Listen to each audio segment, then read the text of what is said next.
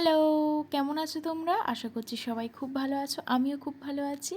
আর আজকের হচ্ছে আমার মামার মেয়ের জন্মদিন। তার জন্য কিন্তু আজ সকাল থেকে আমরা থাকবো ওই বাড়িতে। তো চলো যাওয়া যাক।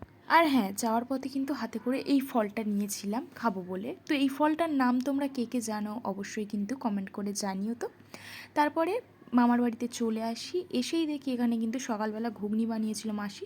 তো ঘুগনি দিয়ে মুড়িটা খেয়ে নিলাম। সকালের টিফিনে ছিল ঘুগনি মুড়ি, ঘুগনিটা খেতে ভালো ছিল। তারপরে কিন্তু এখানে আমাদের জোগাড় জাগড়ি শুরু হয়ে যায়, রান্নি আসবে, তার জন্য সবজি টবজি কাটা আরম্ভ হয়ে গেছে দুপুরের মেনুর জন্য। এই যে এটা হচ্ছে আমাদের বার্থডে গার্ল, সকালবেলা একেবারে নতুন ড্রেস পরে চন্দনের ফোঁটা নিয়ে রেডি। কেমন লাগছিল জানিও কিন্তু। তারপর এখানে আমার ভাই একটু ডান্স করছিল। এদিকে কিন্তু আমার ভাই বোন প্রচুর, মানে পিসি মাসির ছেলে মেয়ে প্রচুর। আমরাই সব থেকে বড়, আমি আর আমার দাদা। যাই হোক, তারপরে এদিকে দেখি মামি অনেক কিছু আয়োজন করছে দুপুরের মেনুর জন্য। যেহেতু আজকের মানে রাতে আমরা কেক কাটবো, ওই জন্য দুপুরবেলায় মামি বলেছিল সব কিছু সাজিয়ে দুপুরবেলা খেতে দেবে।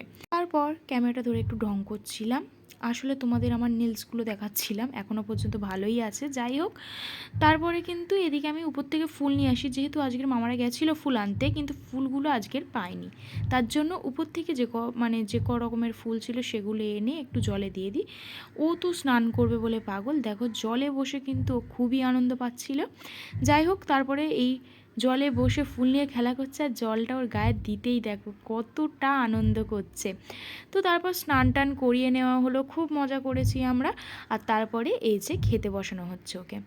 ও কিন্তু খেতে একা বসতে চাইছিল না, ওর ঘুম চলে এসেছিলো। তারপরে মামি ওকে নিয়ে একটু কোলে বসেছিল। আর এদিকে দেখো কত কি আয়োজন করা হয়েছে। এখানে অনেক রকমের ভাজা দেওয়া হয়েছে, ডাল দেওয়া হয়েছে, মাছ ভাজা দেওয়া হয়েছে, চাটনি, মিষ্টি, পায়েস সব কিছুই দেওয়া হয়েছে। কিন্তু ও কিছু খেতে চাইছিল না। তারপরে ওর খাবারগুলো আমরাই খেয়ে নিই, যেহেতু ও খায়নি। তো আমরা সবাই একটা করে চিপস খাই। তো সবাইকে মানে দিয়ে দিই, ভাই বোন মানে যারা যারা ছিল সবাইকে একটা করে চিপস দিই, নিজেরাও খাই।